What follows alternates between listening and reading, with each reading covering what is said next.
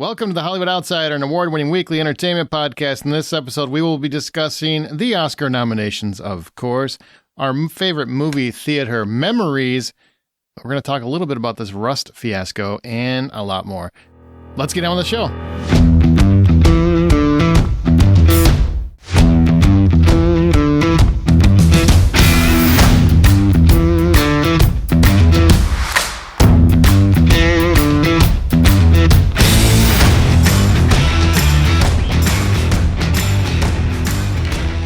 My name is Aaron Peterson. Joining me today are my fellow host, John Davenport. Hey, buddy. How you doing today? Wonderful. Troy Heinrichs. Yo, yo, yo. And Amanda Sink will not be joining us due to a work complication. Remember, you can always find more information at thehollywoodoutsider.com. You can join our Facebook group, The Hollywood Outsider. You got to look for it. It's a private group. Or we're on Twitter at BuyPopcorn. What's up, guys? You know, I got a lot going on. So everything is up. Everything's up. Everything's good. I'm feeling it, man. I'm feeling the mode pretty well. That's positive. I just thought Amanda got snubbed. That's all. That's why she wasn't here. She didn't get nominated again. It sucks. It's sad. Ay, pobrecita. Do any of you guys ever watch the, fairly certain I know the answer to this, but do either one of you guys watch the Oscar nomination unveiling where they actually read it in a room and everybody's captivated? No. They televise that shit? Oh, yeah. Somewhere, E or what have you. It's on. Oh, E. Oh, that's one of those cable channels, isn't it? It's a Kardashian network, or it used to be. I don't know what it is now. Oh, I thought that was that other one. It's no. It was what Bravo. That's the Kardashian network, I thought. No, it was E, wasn't it? It was the former Yeah, it was Kardashian the E network, network. and then they went over to E because they got more popular. Yeah, it was the E network. Oh.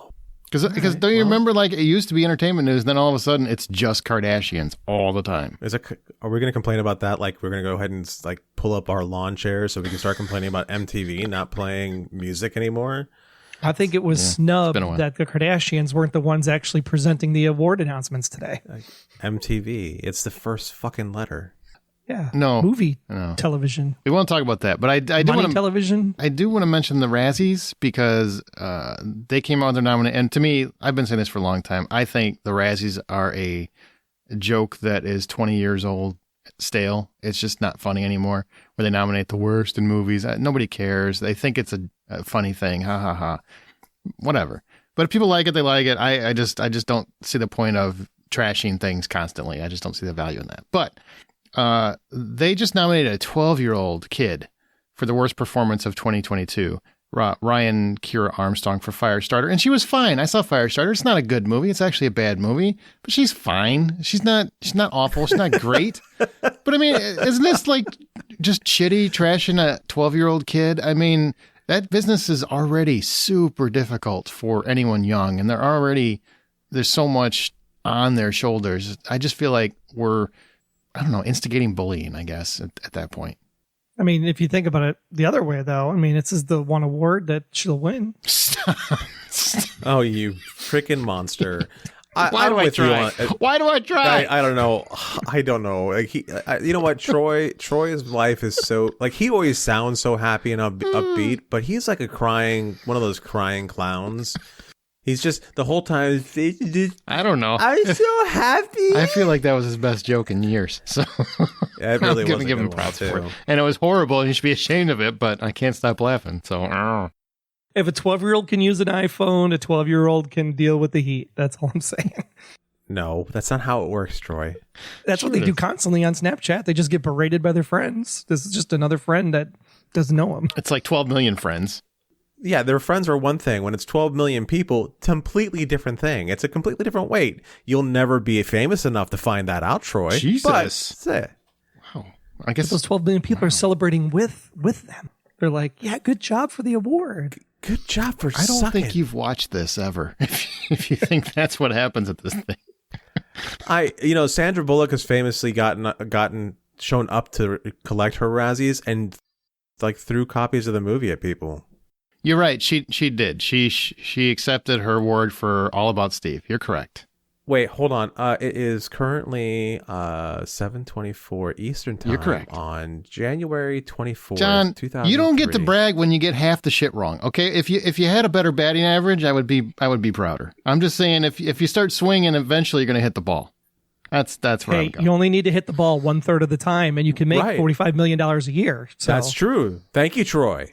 no problem. I take back every mean thing I said in the last 5 minutes Fine. I think because I don't know baseball enough to point that out. All right, where do you guys stand on the Razzies as a whole then? Do you still think this thing is relevant? Do you care about it, or do you wish it would go away? I mean, the Oscars, Emmys, and Globes are still relevant. So yeah, hell yeah, keep them coming. Okay. All right. I stand corrected. I agree that they're still relevant and they should be something that we should enjoy and celebrate and help make fun of everything else by, but we should also put limits on that and say, I don't know, a 12-year-old is off limits. That's where I'm at. Yeah. All right. Well, let's go to the Oscar nominations because they are out. And we're not going to run through every single one of them, but we're going to run through the big ones and kind of discuss those if you guys don't mind. So wait, before we get into this, can you remind me what the Oscars do? I hate you so much. I hate you so much. Now, is this something that we watch on Celebrates TV? the best in film. You'd know more if you watch more movies, John. That's what would happen. You'd understand this better. Do I get something in the mail just for watching it? Yes. Mm-hmm. Mm-hmm. Okay, just check. It's called Anthrax. Don't lick the envelope. All right, here we go. So here are some of the nominees, the finalists. Best Animated Feature, I want to cover that one. So you got Del Toro's Pinocchio, Marcelo the Shell with Shoes On, Puss in Boots, Puss in Boots, The Last Wish, The Sea Beast, and Turning Red. We know which one's not going to win. What's one is that? Turning Red. Terrible. Awful movie. So bad. You have a real problem with this. It's because he doesn't like periods. Yeah, apparently. No thoughts on this? No cares? So really don't. I really hope Marcel the Shell wins because I think the animation is actually something. I mean, and it's hard to say because it goes with Del Toro's use in Pinocchio. It's very similar in style in a way because it's something different than just CGI or 2D animation drawing. So I think it's between those two. But Marcel, I adore that little guy. I hope he wins. I've seen Pinocchio 1,000 times. I have to say, the art style for Marcel the Shell is fantastic. It really is fantastic. And didn't get enough play over the summer, fall, whatever. It should come out at Thanksgiving. It would have been a great family Thanksgiving weekend drop. I didn't even know it was a movie. Hang on, we're shocked. Technically, it's a YouTube thing first, and then it became a movie. Mm-hmm. And still, John has no idea what we're talking about. So let's move on to Best Visual Effects. So here are the nominees for Best Visual Effects. Nowhere is RRR in here, by the way. Shame on the Academy. Snub. Yeah, it's a snub. I agree, and I don't even like that word, but it feels pretty snubbish. So All Quiet on the Western Front, which is on Netflix. Avatar: The Way of Water. Shocker. The Batman? Really? For what? Okay, that's dumb. Yeah. For the slow motion. What? 2 for 2 tonight. For making what's his face, Colin Farrell, one of the most unattractive people on the planet. I guess. I mean, that would be makeup, though, wouldn't it? That would be makeup. That wouldn't even be visual effects. There's nothing in there that really. I mean, yes, Gotham, the backdrop of Gotham, I guess, but man, I'm kind of surprised that one made it. Black Panther: Wakanda Forever, not a big surprise. That one makes sense. Top Gun: Maverick. There's a lot of practical, but there is a lot of CGI that you don't realize is CGI as well. So, primarily the fact that Tom Cruise doesn't limp. The fact that Tom Cruise looks the same as he did in the first movie. That's the effect, for sure. No, I think that's really the key of visual effects now. It's the how good is the CGI to make you think that it's not CGI. And I mean, Avatar is going to win this one pretty much hands down because, it's like the things that you don't even realize are CGI in that movie that are completely CGI and looks so totally real, especially when Payakin jumps out of the water. Oh, yeah. You're just like, wow, that whale's magnificent. I'm starting to think you're hoping Pornhub comes up with a video for this whale. I do. Does he want to put his tentacle in the whale's tentacles? I think so. What do you call it? He's got his tow cable. He's like tying people up and stuff. Sure, let's call it a tow cable. All right. Does anybody care about the song? Most people don't even remember the songs that are in it, but do you care? Yeah. Okay. No. Applause from Tell It Like a Woman. Hold My Hand from Top Gun Maverick. That's Lady Gaga. Lift Me Up from Black Panther, Wakanda Forever. Hold My Hand and Lift Me Up are both very good songs. Natu Natu from RRR. That's a great song and a great number. So I'm all for that. This Is a Life from Everything Everywhere All at Once. That's David Byrne. So I mean, there's some quality candidates here. I don't know if I have a preference though, because none of those songs, except maybe Lift Me Up, did they stay with me after the movie was over. Natu Natu didn't stay with you? Well, yeah, but Natu Natu did because of the choreography. I mean, it just the ridiculous. So I got, all right, you're right. That stayed with me. That should win. Yeah, I'm hoping Natu Natu pulls it off. I mean, I'm sure it's going to go to Lift Me Up or Hold My Hand, but speaking of, Natu Natu was just fun. RRR is not nominated for Best International Feature Film. Snub. That's a snub. That's insane to me. The nominees for that are All Quiet on the Western Front, Argentina, 1985, Close, EO, and The Quiet Girl. Now, I don't understand how... Well, number one, more people haven't seen RRR because it's on Netflix, so people can watch it. And it's the most insane 3 hours you're going to watch for whatever period of time it takes you to watch it. It's fantastic. I don't understand how it's not here. I don't get it. Yeah, because you have Avatar, The Way of the Water, you have Babylon, and you have RRR all clocking into 3 hours. And if you had to spend 3 hours, RRR is where you'd want to spend that 3 hours. It's better than Avatar. It's like a pirate laughing when he does that. RRR. How have I not heard of RRR? How have you not heard of RRR? We literally have talked about it multiple times. Amanda, hello? Can you come replace John on the show, please? Have we talked about it multiple times? She answered her phone that fast. I do not think so. This is also true. Also true. Yes, we've talked about it. It's from India. It's an insane 3 hour. You would like it. It's insanely creative. You would love it. You would love it. How much would I love it? Would I love it so much that I keep it in my blind spot like I do with the other things you people tell me I would love? Like this, Cobra Kai, I think you would probably watch it and be mad at yourself for not watching sooner because it is nuts. It's absolutely nuts. Especially because you don't even have to go to the theater to see it. Yeah. I want to go to the theater right now. I need to go to the theater right now. There's 3 theaters within driving range of here that takes me 5 minutes to get there. I can't wait to find something to go to the theater for or have a free weekend. But God damn it, I'm going to the goddamn movies. Good. We're glad you're back. And this was out when you weren't at a place where you could go to the theater. So yeah, maybe that's why I didn't pay attention. Just because you guys were like, "We're going to talk movies now. It's going to be good times," and I was like, "Fuck off." Is that what you think we sound like? I'm pretty sure everyone agrees with me. Okay. Okay. We're gonna stop. I'm gonna mention documentary. I know we don't. I haven't seen most of these. That'll be perfectly. Ooh, honest. I'm so interested. Come on, I'm just gonna shout through them. All That Breathes, All the Beauty and the Bloodshed. Which that sounds cool. Fire of Love, A House Made of Splinters. So it's a documentary about a house. I don't know. The Three Little Pigs. Navalny. Now I was talking to someone about this, and they said, when you guys gonna talk about Oscar nominations? I'm like, well, this week's podcast we're gonna talk about it. We got to break down the documentaries because you got to be informed. And that's what a good movie podcast would do. And I agree with them, but we're not going to do that because I don't care about any of these. I don't watch documentaries hardly ever. See, we're not a good movie podcast. We're an irreverent one. Thank you. It says it in the frickin' description. Right. It is the first fucking word of the description. Hey, F-Bomb King, can we bring it down a notch? Oh, sorry. My bad. Thank you. Bringing it down a notch, sir. 10-4. Well, I'm just going to go on a limb and say Navalny's going to win because its root is navel, and belly buttons are interesting. Okay, you went from great joke to trying too hard, all in the same a 10-minute span. Like that's where it went. This is a wild ride so far, Troy. Okay, we're gonna jump keep it to interesting.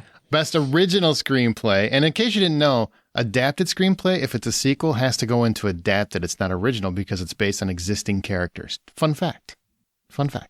So original screenplay, The Banshees of Inisherin, Everything Everywhere All at Once, The Fabelmans, Tar, Triangle of Sadness, which Triangle of Sadness is a much better movie than people knew about because most people haven't seen it. So I recommend you check that out. That said, original screenplay, I don't know how it's anything but Everything Everywhere All at Once. I also don't understand how Fabelmans isn't adapted. Isn't it adapted on his life? Shouldn't it be? And his family? Yes. Like I saw that when they announced this, I was like, like Like, I don't understand. Someone explain the rules to me again. Well, they had to put Steven Spielberg someplace. And should have put it in an adapted screenplay. I don't I completely agree with that. On the same token, I get they're saying it has to be, they're adapting it from material. But if you're adapting your own life story, that has to be somewhere under adapted. I feel that's not original. You're just, and he's gone on record that most of that is accurate to his personal life, to his recollection. Right. Because if Everything Everywhere All at Once does not win this category because The Fabelmans is here, I'll be pissed. We'll have words. There may be some slapping. Shit. And he's back. All right. Recovered. Best adapted screenplay, All Quiet on the Western Front, Glass Onion, and Knives Out Mystery. That's why it's in adapted, because of the previous movie. Living, Top Gun Maverick, and Women Talking. I'm just waiting to see if John makes a joke that he's going to regret next week. Nope. All right. That's good. No, I've actually been practicing not crossing the line because apparently I do it way too much at work. That's a good call. For this one, I'm going to go Glass Onion personally. I think Top Gun Maverick, though, is a pretty good story, but I feel like it's a story it's not that complicated. No, not at all. I'm pretty sure you can just copy and paste from Star Wars and A New Hope. One of them, any of them. And I did see Women Talking. It's a good movie. I didn't love it, though. I mean, the source material is very, very hard to watch. I will say that. But I feel like it's not as powerful as the material should lead you to think it should be. Right. But were you listening? Stop it. I was. Stop it. All right. I didn't think Glass Onion was as creative as the first one. I like the first Glass Onion better, so I'm going to vote for Top Gun on this one. Okay. All right. Well, it's got... I don't have a dog in this fight, but Glass Onion should win. It's got Christopher McQuarrie on it, on Top Gun. So, I mean, I can't go wrong with that. But yeah, see? All right, 2 for Glass Onion. Or no, wait, you said Top Gun. I'm sorry. I said Top Gun. I was he said Top tuning Gun. him out completely, and I was hoping for myself. All right, Best Supporting Actress. You said Top Gun. I said Glass Onion. That's 2 for Glass Onion. Okay, then I'm right. Glass Onion. Then you're right. What the hell just happened? I don't know. I stopped paying attention to you talking, and I got lost in where I was. You're like, John's going to screw up somewhere. Yeah. Best Supporting Actress. Angela Bassett for Black Panther, Wakanda Forever. Hong Chow for The Whale. Carrie Condon for The Banshees of Inisherin. Jamie Lee Curtis, Everything Everywhere All at Once. Her first Oscar nomination ever, if you can believe it. And Stephanie Hsu for Everything Everywhere All at Once. I personally believe that Jamie Lee Curtis and Stephanie Hsu are going to cancel each other out. So I feel like Angela Bassett, she's got a lot of momentum. She's crushing it in all the other award circuits. So I feel like she's going to get it. Very powerful performance. Mother scorned, mother trying to fight for her kid. You know, she's lost her entire family. It's a really powerful performance. Even though, like, Jamie Lee, she's like super great in that movie. She's so good. And Stephanie being the way she is in that movie, and the driving force as the daughter. I mean, all three, it could go either way for all three of these ladies, to be quite honest. And, you know, if it was the Globes, then Jamie Lee would win because that's obviously her first nomination. So they'd give her the award just because that's what the Globes would do. But I think Angela's going to take it. Well, she just was nominated and she didn't get it. She was beat by Angela Bassett. I know. So there, Troy. I don't know if your point was quite your point. I think Stephanie should get it. I think Stephanie was like freaking fantastic. She was, and very underrated. And I really haven't heard her name pop up much throughout. You know, people haven't been raving about her. They've been talking to Jamie Lee Curtis and Angela Bassett. And I'm like, what about this really subtle performance where you have this character who's playing multiple characters that are going through an insanely crazy character dynamic? That's not more interesting than, but Angela Bassett's always great. So maybe we take her for granted. Jamie Lee Curtis is always great. Maybe we take her for granted. So I don't know. None of them are wrong to me. Yeah. Best Supporting Actor. This to me is the easiest one of all of them. Brendan Gleeson, The Banshees of Inisherin. Brian Tyree Henry for Causeway. Judd Hirsch for The Fabelmans. Barry Keoghan for The Banshees of Inisherin. Ki Hai Kwan for Everything Everywhere All at Once. Sold. Yeah. That's who should win. Okay, I'm just going to go on record that if Ki Hai Kwan does not win, this thing is broken because he should sweep this. This thing is broken. Just broken. You're all broken. Every single one of you. The entire awards. Absolutely. In fact, if he doesn't win, I want Will Smith to go up and smack whoever does win because it's bullshit. He should be taking that award and taking it home. And also, second note, Judd Hirsch for the Fabelmans? He's in it for 3 minutes and they aren't that freaking powerful. That's ridiculous. I don't understand. I like Judd Hirsch a lot. I think he's because it's the Fabelmans. Yeah, well, I know it's Spielberg, right? Doesn't it feel like they're just giving it to Spielberg at this point? Yes. Is that wrong? I thought I said that. It's a good movie, but I wouldn't have put Judd Hirsch in here. It's an excellent movie. I think Michelle Williams is even kind of a stretch because she's kind of over the top. But I understand that one at least. Judd Hirsch is literally in less than 5 minutes of the film. Less than 5 minutes. And it's not like Dame Judi Dench, where she was extraordinarily powerful and captivated, and that's why she won for 8 minutes of screen time. This is a performance that I think is really kind of forgettable. Dame Judi Dench even did more in Spirited than Judd Hirsch did in The Fabelmans. Mm-hmm. I think that one's that's a wild call to me. Wild call. But it's the Oscars, and sometimes the Academy makes things that don't make sense. All right, lead actress. Cate Blanchett in Tar, Ana de Armas in Blonde. Stop it. Andrea Riseborough from To Leslie, Michelle Williams, The Fabelmans, Michelle Everything Everywhere All at Once. Before I go on my tangent, either one of you have an opinion on this? Ana de Armas in Blonde, that seems like a bit of a stretch from what I understand. Yes, it's a bit of a stretch. It's a huge stretch. I say it gently because I love her. Mm-hmm. I don't think she should be nominated in this, though. Have you seen this movie? No. I couldn't. I started it, Why am I surprised? And I couldn't. Why am I not surprised? I started it and I went, yeah, I don't have the frame of mind or the proper intent in watching this right now. It is an abysmal film that is nothing but Andrew Dominik, who's the director, his apparently utter disdain for women, as far as I'm concerned. I think it's a really horribly realized biopic, but Ana de Armas does do her best. I have no fault with the movie lies with her. Her performance is very, very good. It's not great. It's very good. But the movie is atrocious. I just do not see any value in that film whatsoever. But, I mean, if you want to nominate her, I'm okay with it, I guess. It's just, I feel like there is, man, Danielle Deadwyler, who was in Till and deserved a nomination. The fact that she doesn't have one, whether she won or not, the fact that she doesn't have a nomination astounds me, because in my mind, none of these women, and Michelle Yeoh would be the close second for me, none of them come close to her performance. Her performance was off the charts. And I know you guys haven't seen it, but if you saw the movie Till, her performance is phenomenal. And it was carrying a lot of traction going in here. I do not understand how several of these women would be better than her. I just don't. Yeah, especially Ana de Armas, because like that, I think that was just it's Marilyn. So we got to make sure that Marilyn's represented. Yeah, reviews weren't great.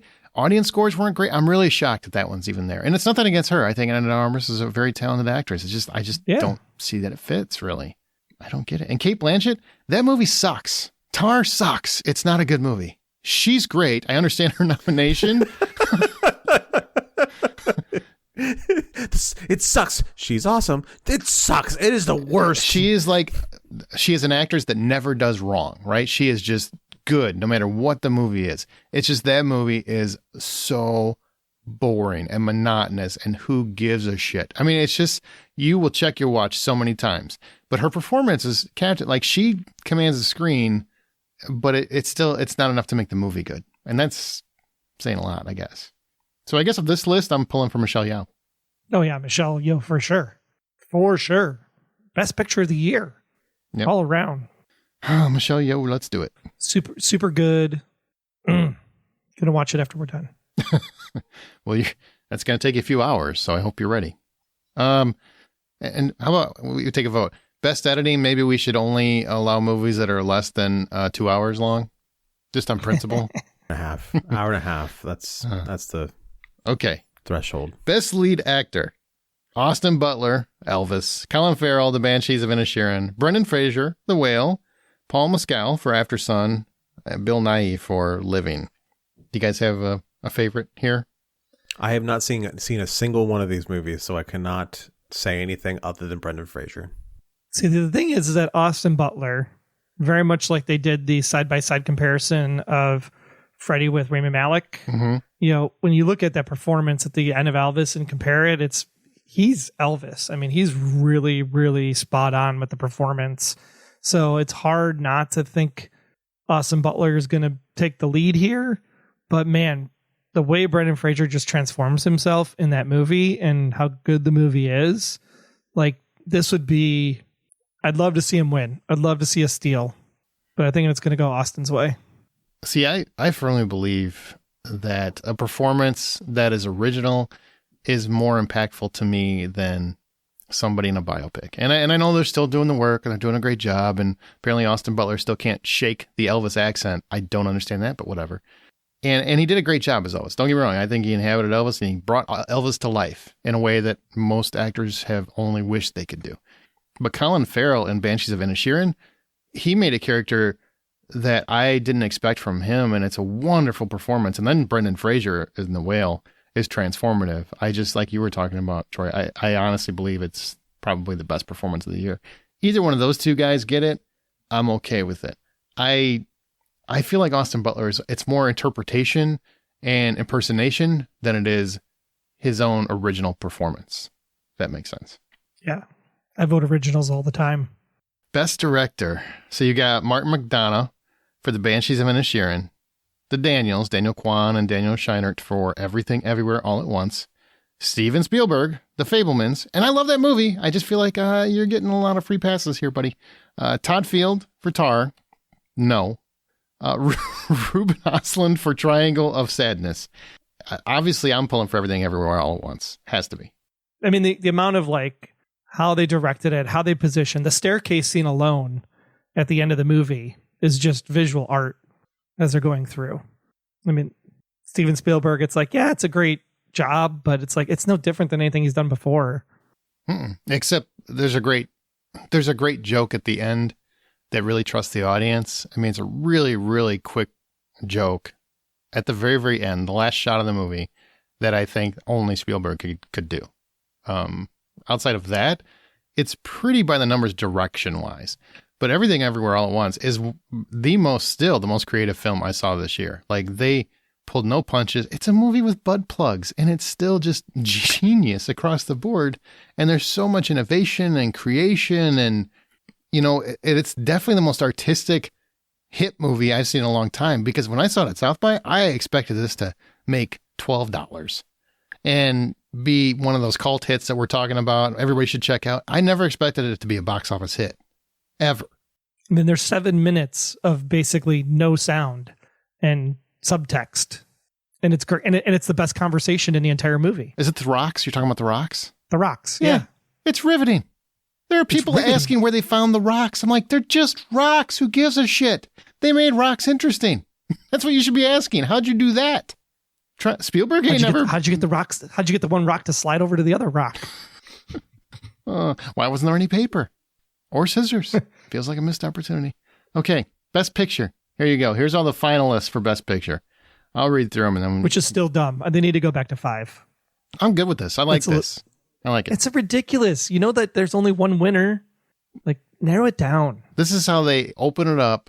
They did this the year of Dark Knight because they wanted more representation of blockbusters, right? More popular. And this is probably the best collection of different kinds of films I've seen in a long time. I would give you that. But it's like, if you're going to do 10 people here, you got to do 10 people across the board. Oh, God. It seems ridiculous. We don't need that much ego It's just stroking. to fill time so they can show trailers through the entire award ceremony and make it 4 hours long. You say that like it's a bad thing. I like that. I'm okay with it. All right. Best Picture finalists are All Quiet on the Western Front, Avatar, The Way of Water. What? Best movie? No. What? The Banshees of Inisherin, Elvis, Everything Everywhere All at Once, The Fabelmans, Tar, Top Gun Maverick. So Tom Cruise got nominated. It just, he's a producer. He's not a star that he got nominated for. Triangle of Sadness and Women Talking. Now, I just want to mention Women Talking because, like I said, hard subject matter and da-da-da-da, and it's a good movie. I think it missed the window for great. But to me, it's surprising that it's a performance-based movie. Like, it's really about performances that bring that movie out and the writing. And there are no nominees for performances for that film. Right. That's surprising to me. That's what I'm saying. Like I think there's 6 out of this list that would really qualify as Best Picture. Who would be your 6? Well, it would be All Quiet on the Western Front, Elvis, The Fabelmans, Banshees of Inisherin, Everything Everywhere All at Once, and then it'd be a toss-up between Triangle of Sadness and Top Gun Maverick. See, I honestly think Top Gun Maverick should be in the top 3, discussion-wise. Yeah. I mean, it made a shit ton of money. It was entertaining as hell. The filming of the jet sequences is super great, even though the story is very much Star Wars: A New Hope. It was great from beginning to end. There was like no slowness in the entire movie. And the fact that they made an entire story based off of one small line in the first movie, I think is fantastic. It brought people back to the movie theaters too. I mean, no movie, even Avatar, I don't think got people talking and excited as much as Top Gun Maverick did. It was an old school blockbuster. You know, it wasn't just technical effects. It wasn't just what could James Cameron do. It wasn't any of that. It wasn't superheroes. It was an old fashioned blockbuster. And, you know, it was Tom Cruise doing what Tom Cruise does. And he never gets enough credit for it. I don't care what kind of loon he is off screen. He's a wonderful movie star. Always has been. And this movie just was the best he's been in eons. So I'm glad it would be in the top 3. Avatar, I don't think belongs here. That story is so basic. You get rid of Quaritch and you make it an hour shorter, and maybe it belongs here. Maybe. Because the story itself was actually not bad once it got going, but the fact that you got Quaritch as the villain was just a dumb choice. And I feel like, doesn't it feel just like The Fabelmans feels like, hey, we love Spielberg, and I get it, I love Spielberg too, where it feels like a, hey, here's to you. Avatar is a, hey, thanks for the money. Hollywood says thanks. We got to make sure that the biggest movie is going to bring in the biggest audience. Doesn't it feel like that a little bit? Which you can do when you have 10 spots. Well, that's kind of the point of 10 spots. I have a hard time believing, as snobby as the Academy can be, that they really believe Avatar: The Way of Water is one of the best pictures. Yeah, no. Yeah. Everything Everywhere All at Once. Taking it home. Should. Absolutely. Absolutely should. Whew. That's quite a list, though. Okay. We're going to change scenery. Now, we'll recap the Oscars once the winners are announced. But those are all the nominees, so I would like to know. Hit us up on social media. Let us know which one are your favorites, which ones you consider snubs. I don't really like that because I just feel like it just means that your favorite wasn't voted for. It doesn't mean that it was necessarily snubbed, but I'm sure sometimes there are. Adam Sandler for Hustle. You know, poor guy never had a chance. Uncut Gems never had a chance. So maybe there is a snub thing. Dude, Hustle was a great movie. And he's so good in it, and nothing here. So good in it. So good. Are we doing the contest again this year? The Oscar contest? Yes. We are doing it. So look at thehollywoodoutsider.com in the next week, and it should be up. Amanda is taking care of that, allegedly. Now we're going to talk about Rust. Now, I don't want to go on too long about this, but this is, I mean, everyone knows the story. Alec Baldwin fired a gun that killed cinematographer Helena Hutchins, and now we've been waiting for details, and it's been decided that Alec Baldwin and armorer Hannah Gutierrez-Reed have been charged with involuntary manslaughter for the death of Helena Hutchins. Was this the right call?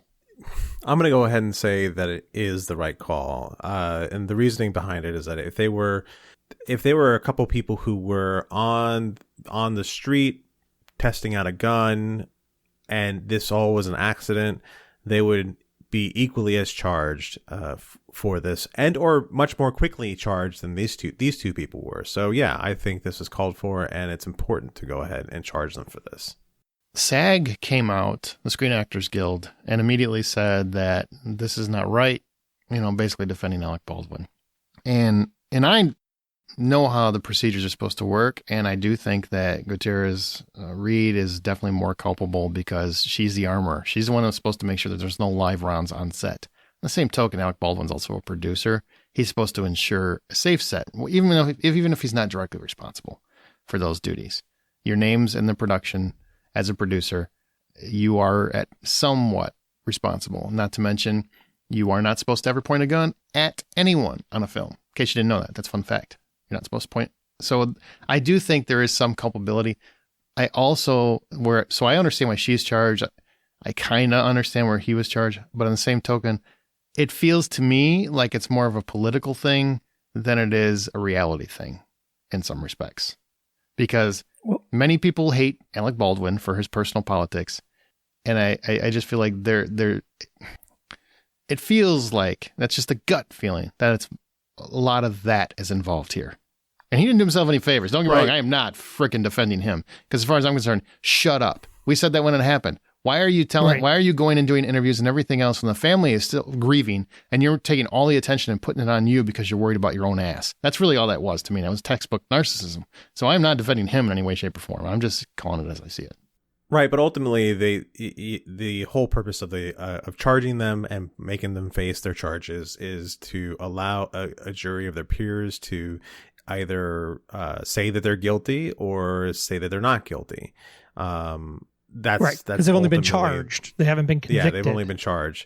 So it's ultimately up to to their peers to come up and say whether or not they're going to be found guilty in those circumstances. So, I mean, yeah, it sucks, and it sucks that he's being charged in this. But if he was anybody else, he would have been charged much sooner, and it would have already been adjudicated in a court of law. So, yeah, the drawn outness of it is the thing that's a little bit challenging in this entire situation. Mm-hmm. I've watched enough TV that I know how to play lawyer. And in this case, the definition of involuntary manslaughter is very similar to what happens in a car crash with someone that was involved with alcohol or drugs, where the motorist never intends to actually kill anyone. It's the negligence that's on trial here. Right. It's the negligence in operating a vehicle in that thing. So even though this was a complete accident, it's the negligence of the person who was supposed to check the gun. It's the negligence of Baldwin from not double checking that the gun wasn't loaded. That's what's going to be the thing to get you the charge. So the charge is absolutely 100% on point. Now, what the jury decides to do after that, that's up for the jury to decide. Because I don't play Judge Dredd on TV. I'm not the law. Do you think this is going to change Hollywood and how we see action films going forward? We had an argument about this. I think it was in the group. Maybe Brian Lowry put it up there about like, we've been doing laser swords and phasers and tasers and everything else in science fiction with special effects. Mm-hmm. Why do we actually need real bullets on set in the first place? A smoking gun and a loud bang is something very easily able to be added in post. That you don't need a bullet to be in the gun. We don't need. You don't even need a blank. Yeah, you don't even need the blank. You can just do it all in post. Because at this bullets are never supposed to be on set to begin with. Like that's where a lot of this tragedy is really just should never have happened. They were actually doing shooting on the weekends and in free time. That is never supposed to come close to happening. That is just an indie set gone rogue is what that is. It should never have happened to me. This tragedy is just really senseless in all respects. It's horrible. Yeah, I mean, it should be. There are plenty of special effects. I know some effects are a little bit more expensive for films. You can go to rubber guns too. You don't even need an actual weapon anymore. The way that technology has evolved. I mean, guns look extremely lifelike. And yeah, I can 3D print one in my basement. I don't see the need for it. I think it should definitely change how things are going forward. I don't think it'll change how movies are made because, there are certain things that shouldn't have happened to begin with. You never point a gun toward a person. That's why when they shoot film, for people that don't know, if you shoot a film, they shoot it off, kind of think of it like Lord of the Rings, where, they weren't actually that short. It's how they position the camera to make it look like they were shorter than they were. Well, when they film a scene where a gun is being held at someone, at their, wherever it's being held at, it's supposed to be positioned so that it's shot and it looks like it's pointed at them. But in actuality, it's pointed away from them or slightly to the right or the left or whatever. And that a lot of that stemmed from the Brandon Lee incident, which everybody knows about. Right. For The Crow. So I think we're just going to get more stringent regulations and, they're going to have to abide by more rubber guns and more special effects if you want to have guns in movies. I agree. Yeah. We'll see how this plays out. I'm kind of curious how that ends up going. All right. Well, our show is independently funded. Therefore, all the expenses are from our own pockets, and Patreon helps fans support their favorite shows. Thank you. Once you sign up, you get immediate access to all the content in your respective tier. There's Bad Movie Night, where we look at a movie that critics or fans thinks is a bad movie, but we think is actually pretty good. And right now, John is doing a dual effort with Scott Clark of the Gaming Outsider. They are covering The Last of Us episode by episode, so you can check that out. That is on there right now, but you have to sign up to Patreon to listen to it. It's never going to be in our feed. That's patreon.com/The Hollywood Outsider. That's patreon.com/The Hollywood Outsider. And I've listened to first couple of episodes. It's fun. Thanks, buddy. I appreciate it. It could be better, but it's fun. All right. Well, I appreciate it less. Just kidding. Or am I? All right. So let's go to our From the Outside In topic.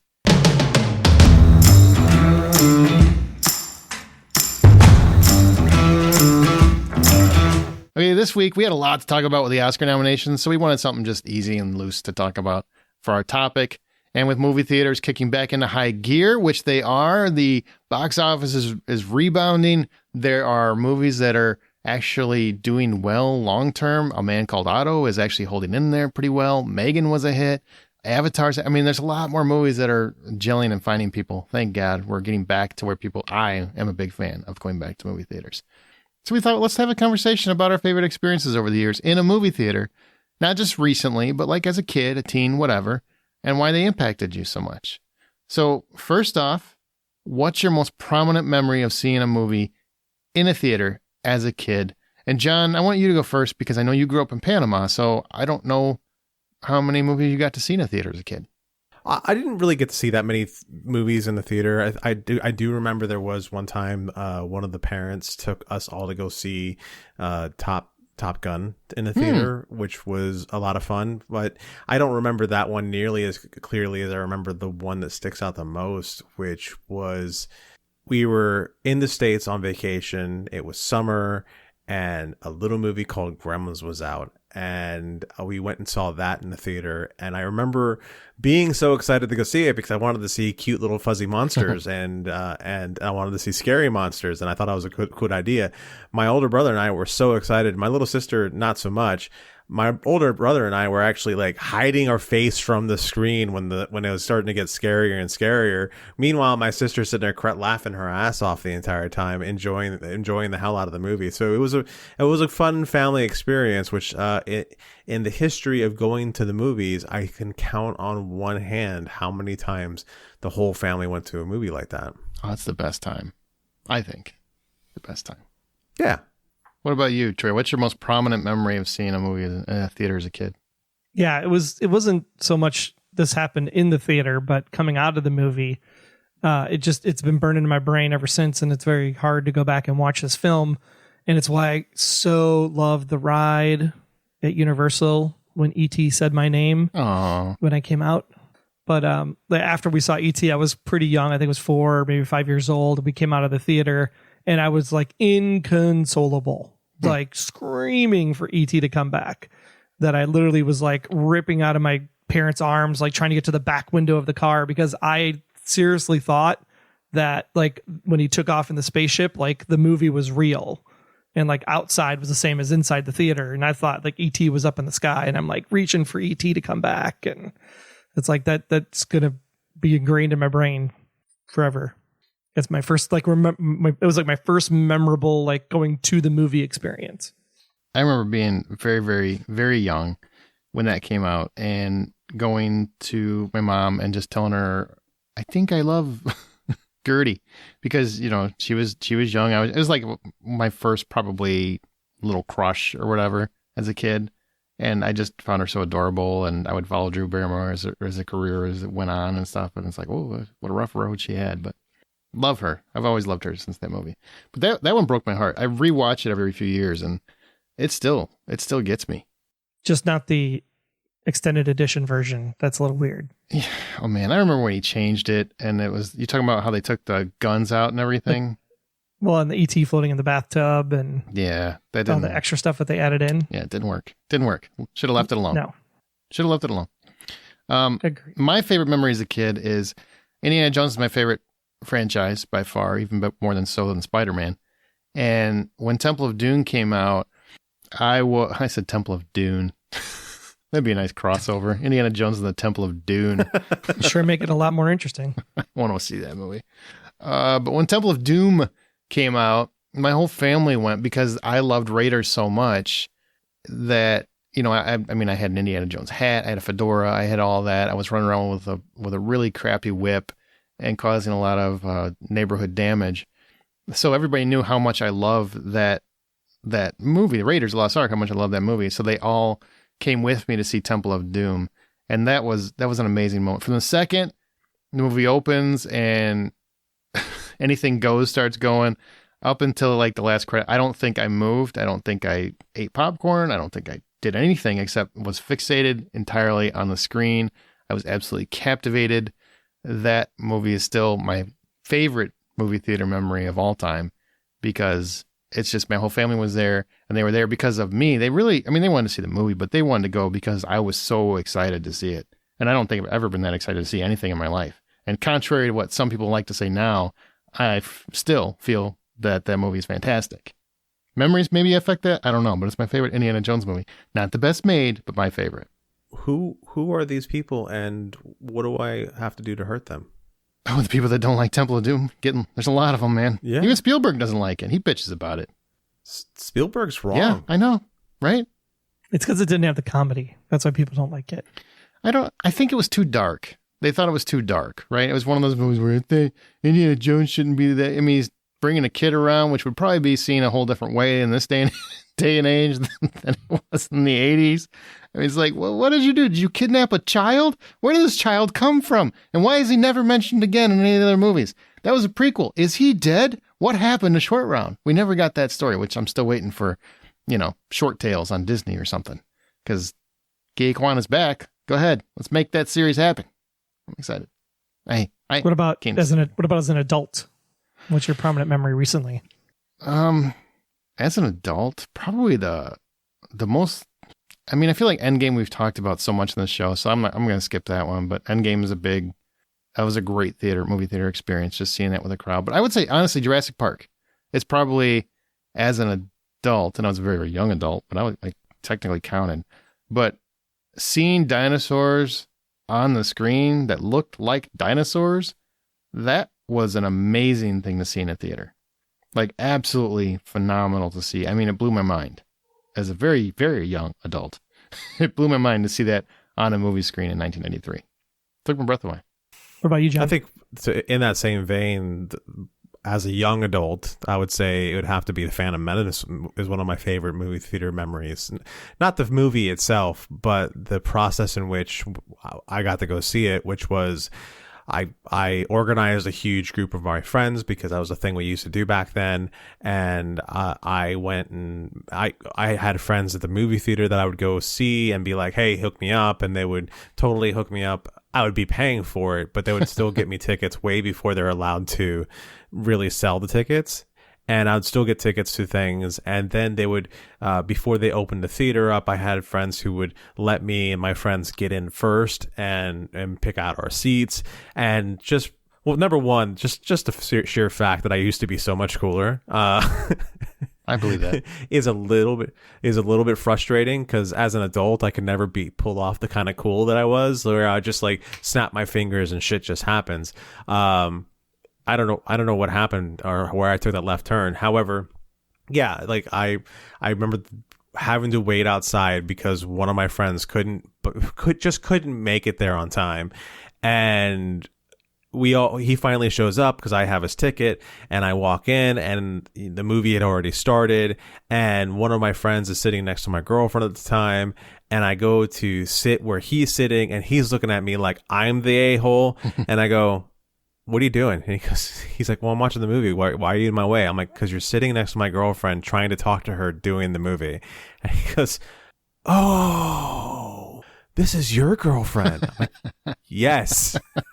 Troy, what about you as an adult? And I think this probably is why I take depression meds today. But I had this one moment where we were watching Inside Out. And I had like totally in my head made up this thing where Bing Bong was going to be the one that gets them back to Command Center, right? Ooh. And they're on that train and they're climbing up a thing. That didn't work out. And then Bing Bong obviously does not make it up to the top of the Command Center. And I again, was inconsolable. My kids are like, I'm never going to the movie with dad again. Like, kind of awesome. Like the guy had to come by with a mop afterwards because dad was just, I mean, I must have had an imaginary friend when I was a kid and it unlocked some kind of memory or something. Mm-hmm.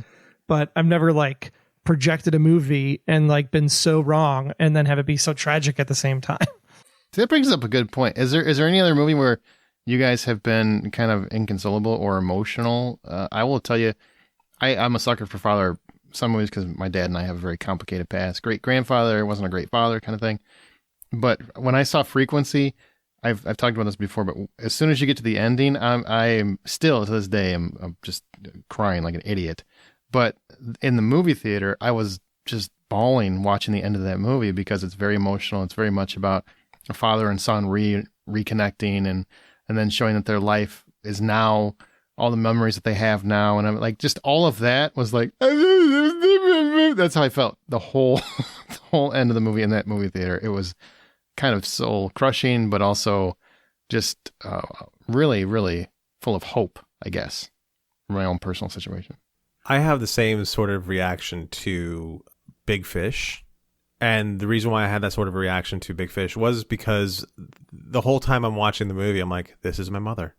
Aww. I'm watching a story. This is before she even passed, but you know, the whole time I'm watching it, I'm just thinking, this is my mother I'm watching on the screen. Somebody who has all these amazing stories, and she always had amazing stories to tell us. And they always had some sort of feeling behind them and or something fantastical about them.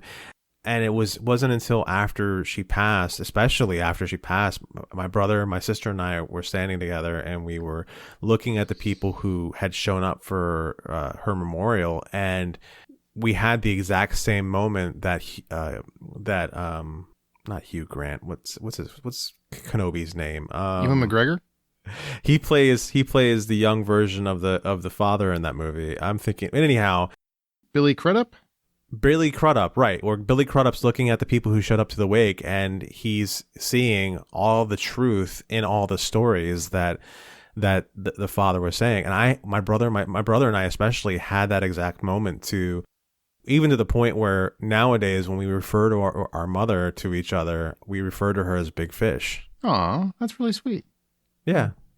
I mean, Wildcats, when Goldie Hawn wins at the end, it's moving. It's awesome. Really? Did you see that in the theater? You know, I'm just kidding. You know, you brought this up. You opened the door. I'm gonna go ahead and go through this. I can remember. Remember, it's got to be, I don't know why you had like to have this. seen it in the movie theater. It can't be something you watch later at home. Come on. That's the whole point of the freaking movie topic. theater. Dude. We talked about this. Nope. Well, whole topic. We talked about Don't care. My Whole real topic. one. All right, fine. My real one was when we went with, I think it was 10 of us to The Last Jedi opening weekend. It was like the Friday afternoon. And to see 10 40-plus-year-old people just puddles when Luke dies. Like that, like to know that we've been through all of this, because most of us were born right as Star Wars came out. Like Star Wars was our life, right? Born in late 76, early 77, you know, like we've lived Star Wars. And so to get to that moment and see Luke die, it was just like nobody talked to each other after the movie. It took a good 10 minutes before someone's like, hey, want to get good ice cream? So it was a bonding moment at that point. Did you guys, speaking of Star Wars, I think John mentioned earlier, by the way, the trailer for Phantom Menace was really cool to see in a theater. That was an experience. That was cool. But also, I remember seeing Empire Strikes Back in a movie theater. And that's the crazy part, is when you tell your kids or you tell people today, and you know, you didn't have the internet. You didn't know that you're for sure getting that third movie and that Han Solo was gonna make it. You know, spoilers weren't around, so you had no idea. So it really seemed like Han Solo is freaking dead. Like, he's dead. I'm never gonna see Han Solo again. What kind of sons of bitches are running this movie? And it ends on such a dire, dark note. Like, there's no hope really at the end of that movie. That I don't think you could have the same impact today. Because the internet would, you know, you would have an idea of what was coming in 2 more years. You would have an idea of what they had planned for the future. So-and-so was already signed on for the next movie, that kind of thing. Like all that stuff the information is already out there. So you're not really impacted the same way we were back in the 80s when that happened. And I just remember because when Return of the Jedi came out, I mean, people were lined around the block because they just wanted to see if Han Solo was somehow going to make it out of this and how. Oh, forget the 80s. I mean, in the 90s, it was still kind of difficult. Sure. And you still had those, you started to get those websites coming, but your internet sounded like... And the internet that's what your internet to show up like. When Jar Jar Binks showed up. Yeah. Oh, God. We should have known then. Jar Jar was the harbinger. We should have. But even, oh, God, I hate to say it, and it sounds like such a get the kids off my lawn nonsense, but I miss pre-internet movie theater experiences because I didn't know everything that was happening. You could go into Sixth Sense and not know the truth about who Bruce Willis was, even though my mom figured it out 5 minutes in, and I'm still pissed about that because I took her to that movie and she had no idea about it, and I'd already seen it, and I'm like, my mom always figures this shit out. You're never going to get this one, Mom. 5 minutes in. So he's dead? God damn it. How did you get that? Like, she got that because she's like, well, nobody's talking to him. Or nobody notices him. That doesn't make any sense. I'm like, okay, I just can't watch movies with you anymore. But and then you had all those movies that you would watch, Fight Club. I remember seeing that in the theater and just being blown away by how that all connected. And there's so many other films where, it just The Usual Suspects, stuff like that would all be ruined today. I think a lot of that stuff you would not be as surprised about today as you were when you saw them in a movie theater at the time. I remember when we left Back to the Future in the movie theater, and it was the to be continued, and you were like, this is awesome. Like, we're going to get another one. Like, was it next year? And it was so long before 2 came out that when 2 finally came out and you saw the, trailer for it, like I think it was probably during a Super Bowl or something. And it was just like, oh my gosh, it's out. And it was like trying to get seats and tickets because you had to like go to the actual theater and buy tickets at the theater. There was no internet, and trying to get like the movie times and whatever on Movie Phone and 99 cents a minute and all that garbage. It's like that getting tickets to Back to the Future 2 was like trying to get tickets to a Taylor Swift concert. That goes back to you just emphasizing like how cool I was to be able to go get tickets to the Phantom Menace the way I did because, people are probably going, what, you just pull up your phone, go to Fandango. We didn't have Fandango. We didn't have the phones. We didn't have these sort of things. You actually had to make connections. And you had to be there early or you weren't sitting where you wanted to sit. That's right. You couldn't roll in 20 minutes after the start time and still get the seat you wanted. Phantom Menace for us was 6 a.m. It was 95 degrees that day. And we sat in line from 6 a.m. till 4 p.m. And at 4 p.m., you bought your tickets for the midnight show.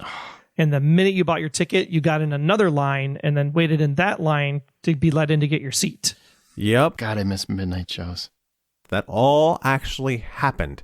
And shit like that was going on from Phantom Menace all the way up until about, I would say... Dark Knight Rises. Yeah, Dark Knight Rises. Mm-hmm. It was the last time I did anything like that for a movie. And then it just...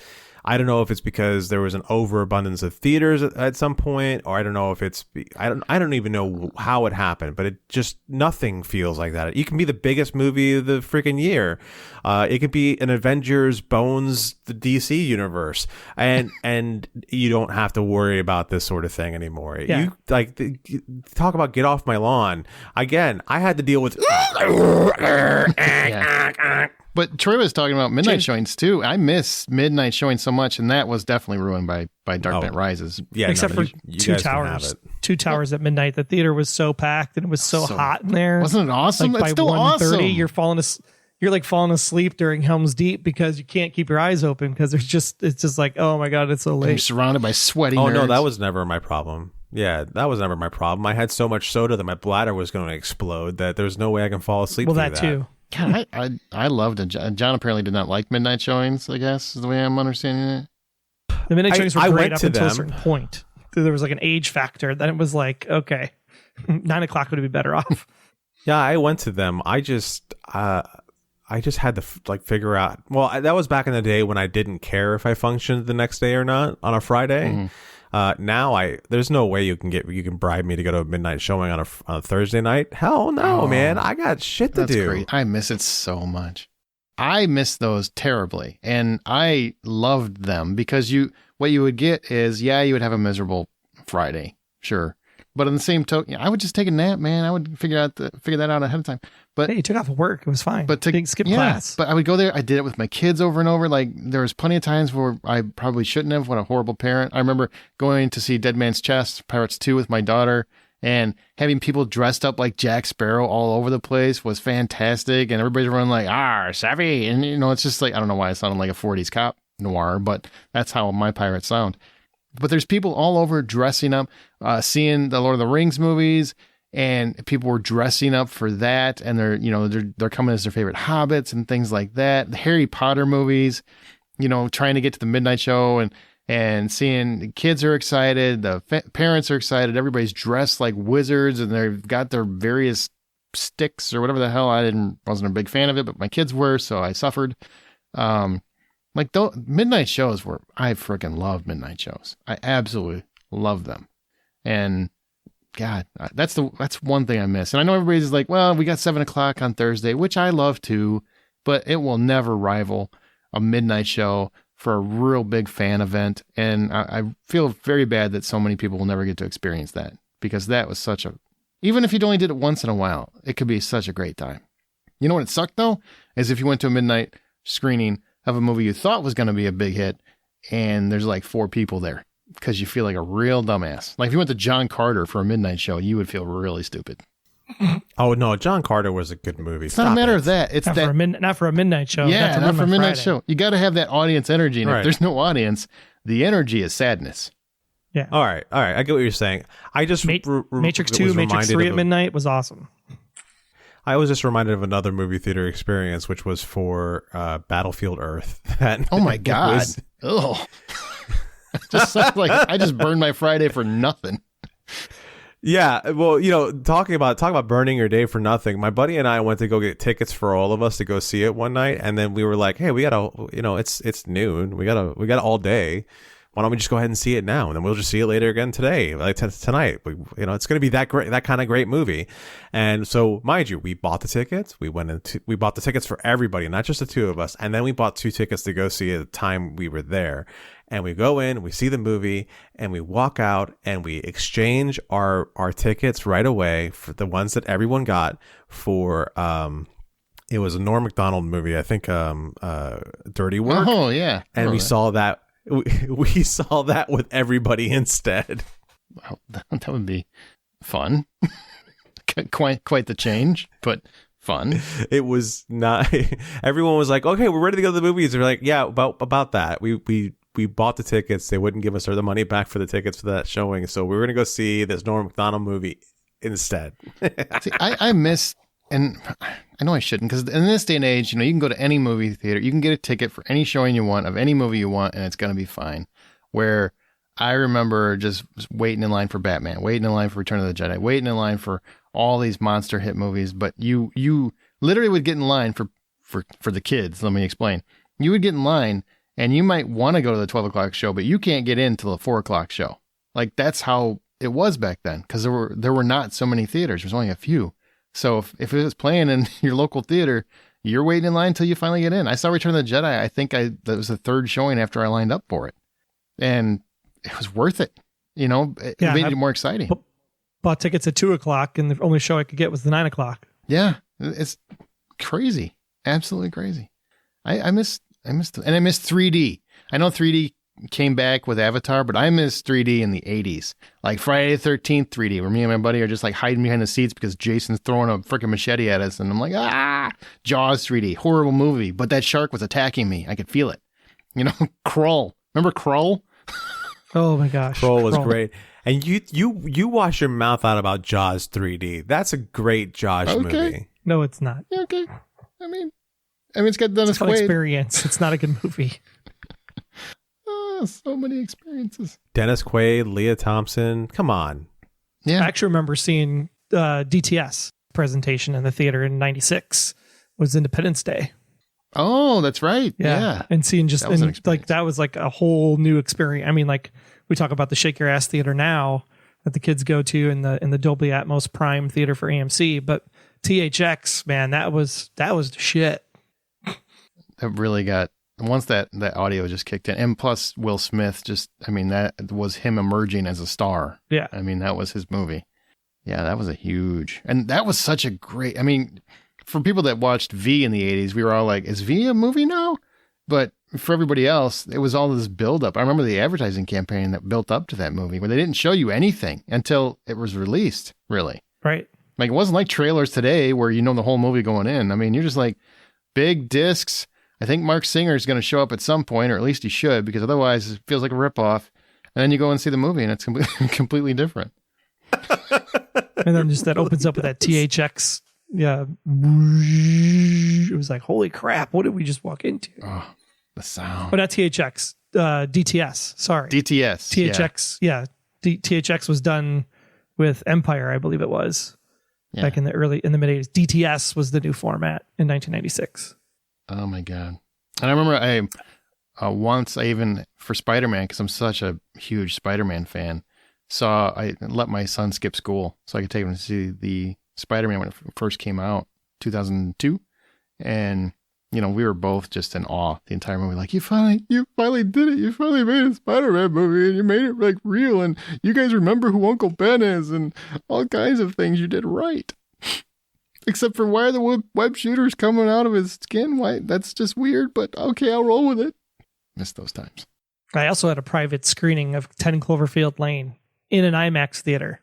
How'd you get private? I went to an 11 o'clock a.m. showing, and I was the only one in the theater for that IMAX presentation.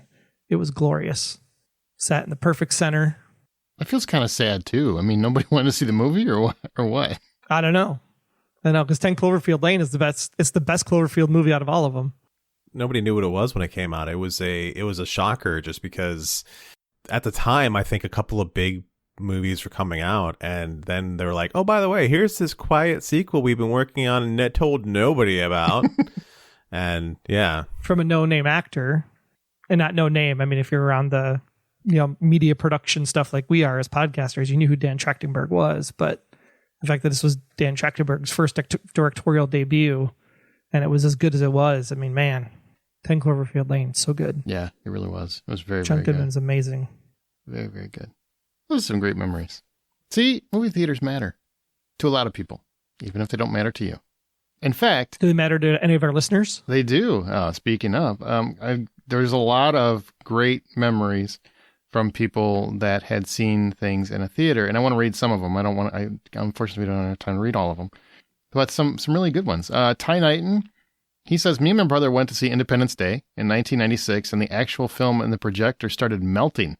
The theater workers walked everyone to the lobby and told us they'd be resuming the movie shortly. It took nearly an hour, but I met two amazing people while we waited, and they're still friends to this day, which is very cool.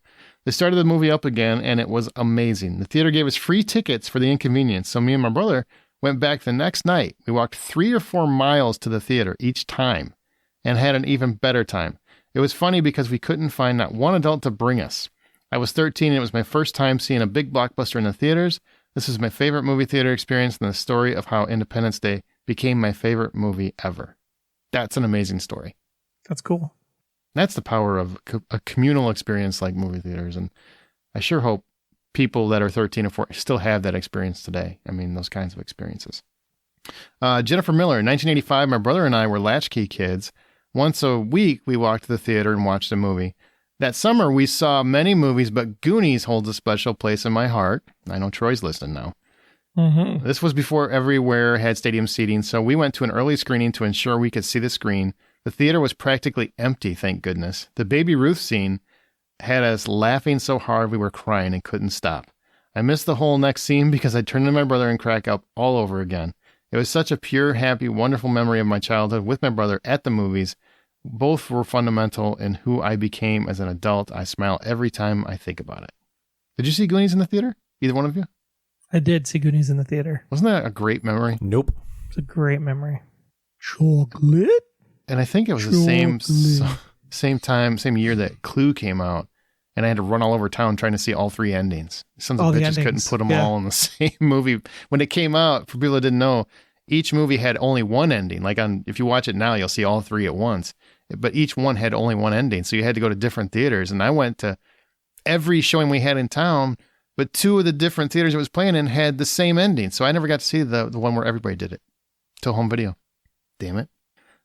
Nate Bruce, favorite movie theater moment is when the reveal of John Kramer was alive in the end of Saw and the entire audience gasped. That'd be a great one to see. Oh, yeah. Kaylee Phillips. I like this. My mom brought me at 11 and my brother 9 to go see The Ring. I've always loved horror movies, but couldn't hang with this one. During the funeral scene where they do a quick shot to Amber Tamlin's deformed face, I screamed shit and shoved my face on my mom's shoulder. And then that final scene, the whole theater was audibly horrified. And even my mom muttered, and oh my God, I can't wait to show my kids The Ring someday. Jesus. Jason West. Anytime I get to take my youngest son, who is autistic, to the movies, and he can be himself, is his favorite moment. We have to wait 2 to 3, sometimes 4 weeks after movies come out and sit in the back row, but it is worth it. He gets so excited, jumps up and down when he is happy. If there are other people in the theater, I keep him under control, but allow him to enjoy himself without screwing up other people's experiences. Oh, and he only has one request when we see a movie. We have to buy popcorn. Oh.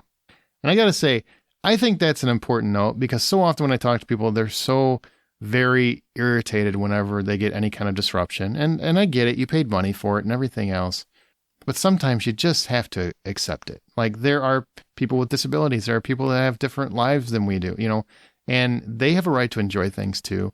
Whenever I go to a kid's movie, I walk in knowing that you're going to be disrupted, because kids love to talk. Kids love to, get excited and get carried away and whatnot. And you can't complain in those moments. Like, to me, that's not something you should be complaining about. Go at 9:00 at night then, if you're worried about it. And I think it's part of the fun for certain kinds of movies. Or 8:30 in the morning with me. Yeah, there you go. Adam Schreiber, taking my son to his first 3D movie. It was Monsters vs. Aliens. It was meh, but he loved it. And the beginning, when the paddle ball came out of the screen in 3D, he flew back into his chair and yelled out how it almost hit him. So fun. It was a good effect. That's so good. I just love hearing stories like that. And I've so many memories over the years. I remember seeing From Dusk Till Dawn, my best friend who never went to movies, and you could hear a pin drop when Salma Hayek is dancing, like a pin drop. It was quite amazing. I remember walking out. Have you guys ever walked out of a movie that you can remember? Like, I would have if I wasn't reviewing the film. Which one? Old. Oh, yeah, you hated that. Hated it. Hated it. We walked out of Natural Born Killers 10 minutes before it was over. That's how much I hated it. It's such a great movie. It's a great movie. I hate that movie. Hate it. Tried to rewatch it, thinking, well, maybe I just wasn't into it at the moment. No, it was the movie. It sucked. For me. Okay, well, I could honestly talk for 6 hours on movie theaters. But... Green Knight. Green Knight I walked out on. Oh. I did walk out on Green Knight, and I felt good about that one. I felt right. Yeah, I do not regret that decision at all. Okay, well, that's going to do it for that topic. Thanks, everybody, for the response. We'll have to come back to it, because I'm sure Amanda's really kicking herself that she missed this episode, because I know she loves movie theaters, too. So I'm sure we'll have a volume 2 of this conversation. But I do want to mention, before we move on, we're going to talk a little bit about some shows that are out that are newer and kind of dear to our hearts. But the hottest festival in town is happening from March 31st through April 4th. You can be the first to get advanced ticket sales and the best seats at a discount when you become a Paley member. The stars from your favorite TV shows are waiting for you to go. So go to paleycenter.org. That's Paley, P-A-L-E-Y, center.org for tickets and lineup.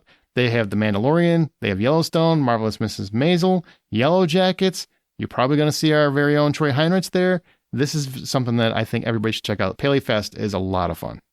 And you have to go the entire time, because The Mandalorian's on the first night and Maisel is on the last night. There you go. Be there all weekend. Okay, so we are going to talk just briefly about 2 specific properties that are near and dear to our hearts. I don't know if this really applies to John, but God damn it, it does apply to John, because he's got a whole Patreon podcast for The Last of Us. So let's start there, because John, you're doing the Patreon podcast for Last of Us. You've never played the game. Troy obsesses about the game. Like, he's played every version 5 times, right? If I remember right. Yeah, I played it on PS3. I played it on PS4, the remake, on easy, and then I played PS4 on super kick my ass mode, and then I played it on super kick my ass mode on the PS5 remastered version and then played the story mode on basic in order to get the platinum trophy. So 5 times I've been through the story. See, John, he could have just said yes, but instead he had to go through every system. Right, because he had to talk about this trophy that he needed to win that nobody's going to ever want to go see. It's like your Xbox score. Who cares? Good for you. I'm proud of you. And the PS5 remastered version is so much more simple, even on the hard kick my ass mode, than the original ever was. The original was so difficult to play. It was, because Aaron didn't even finish it. Sure did. He hated it that much. Went to YouTube, see how the story ended, because I love the story. Hated the gameplay. Hated it. So, The Last of Us on HBO. I've had several episodes now.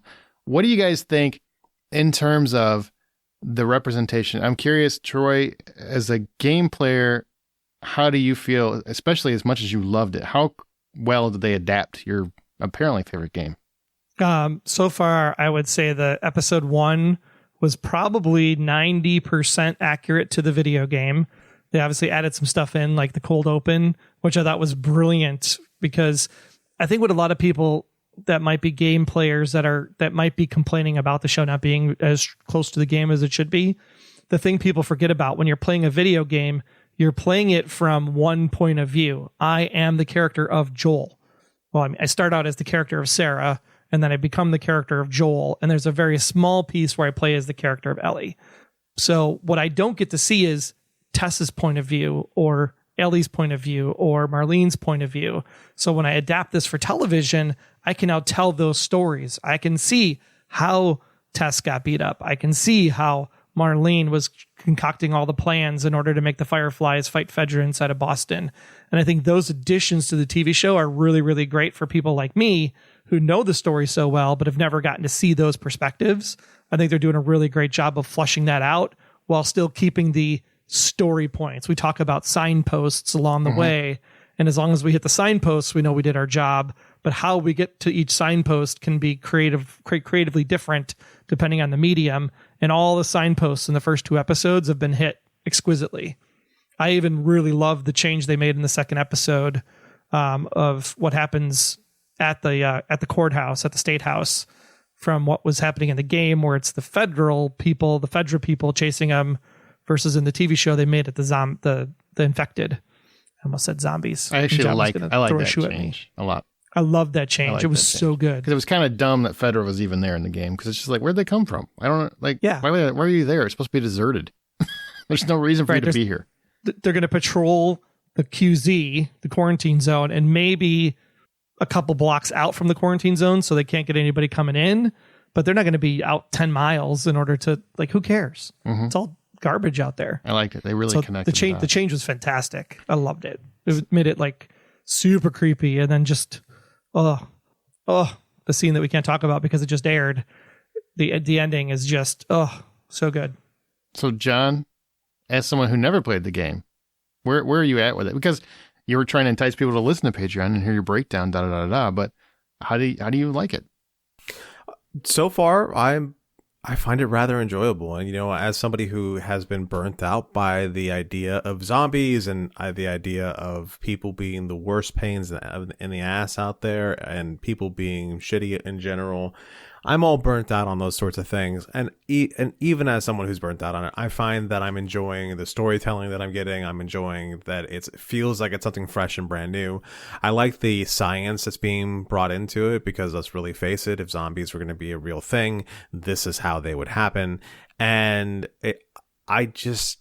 it's just good. And the things that I've appreciated so far is the amount of work they go into building this world, and the amount of how brave they are to ugly things up. You've got Anna Torv, who's one of the most beautiful people on the planet, and you go ahead and you drag her behind a truck for 10 miles. That's a good idea, right? It works, and it's nice. You've got anybody else, they just seem, to me, like the differences between this or The Walking Dead is, sure, everyone in The Walking Dead seemed kind of dirty, but they were still kind of pretty, and that's not happening here at all. It's a much more much more richer, much more intense kind of feel to it. And also, I'm enjoying the nearly 100% practical effect makeup you're seeing on the clickers, and just how different everything feels. So yeah, I'm digging it. It's good times. I'm very, very excited that the clickers are more, which are basically some of the accelerated monsters in the game that now on the show, that they're primarily practical effects versus CGI. I really feel like CGI would have diluted the effect a lot of their ability to terrify absolutely. us. Practical effects to me always are more terrifying than anything CGI has ever done. So I'm happy they went that way. And I personally love that they have I was really, really concerned if you're making a TV show because they really want to get you to root for the hero or respective hero, who's Joel in this game, played by Pedro Pascal. I really thought they were going to water him down and make him a much kinder, gentler soul. But because in the game, he's willing to basically throw Ellie to the wolves if need be, because he really doesn't want to help her at all. Like, he's very much a guy who's focused on where he's at in life, and this is not his problem, and he doesn't trust that he should be helping her, and this is going to backfire on them. And they've held true to that. They've held true. Like, he is an asshole for a big portion of the game. And, but the game has hope. And I feel like the TV show is following the same beats. And if it follows the same beats, I can't wait to see how this thing ends, because it's really captured what I love about the game, not the gameplay, but the story of the game. And, you're in for a lot of cool rides if it sticks to the game. Yeah, lots of good twists and turns. And I love watching people like John who haven't experienced the story, and just watching their reactions and hearing how they viewed the story and what things that they were like shocked by, cried by, angered by, like just hearing the stories like it's fresh material again and not 10 years ago. It's just fascinating to me. Okay. The other one I want to talk about is Night Court, because Night Court is back. Am I the only one that has seen the new version, or did you guys? I watched it, but with the sound off at a bar. Okay, so that's I didn't get to actually watch it, but I did see the actors, and that's definitely kind of got the idea of who was who. But no, I have not actually watched the episode. That's not the same That's thing. not watching it. No. I watched the first episode, or what was the first two episodes. I think it was a part 1 and part 2 where they're trying to bring Dan Fielding back into the story in a way that sort of makes sense. And I am not hating it.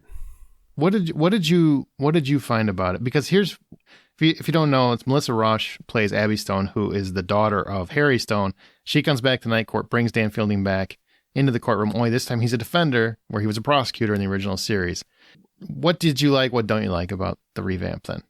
The things that I do like circle all the way around Dan Fielding. That's about it. I like the fact that he's still pretty much the same person. I like the fact that John Larroquette hasn't lost the beats in which Dan Fielding works in, and he may not seem as crass or dirty as he seemed in the original series, but he's so smarmy still, and he's such a smart ass still as far as the kind of things he's willing to say and what he can get away with.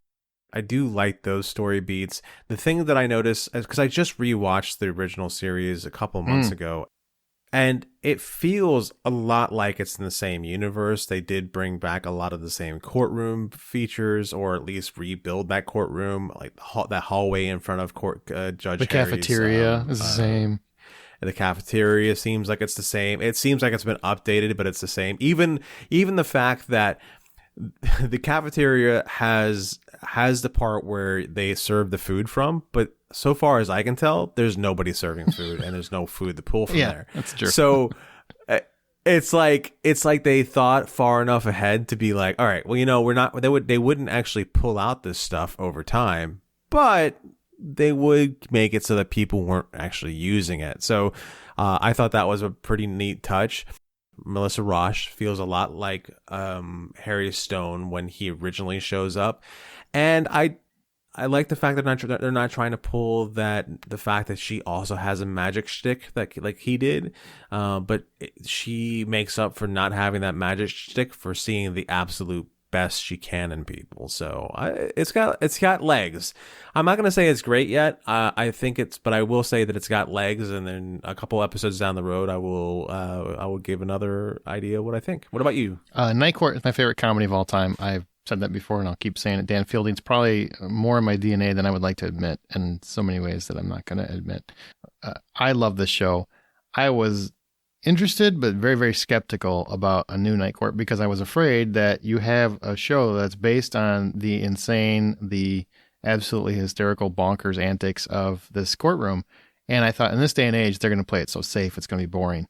And they haven't. They've actually made it really interesting. I do think the first episode, while they're finding their footing, the first half of it is a little like they're tripping over themselves just a hair.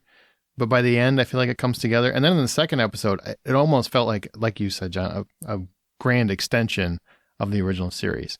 Not quite as exceptional, but I remember the early seasons of Night Court, and the first season and a half was still finding its footing too. So the fact that they got it so quick, I think, is a testament to the characters. Like, they're really starting to find their footing. It's fun seeing Dan Fielding be on the other side of the aisle as a defender, and him trying to stumble and defend people he knows are guilty, probably.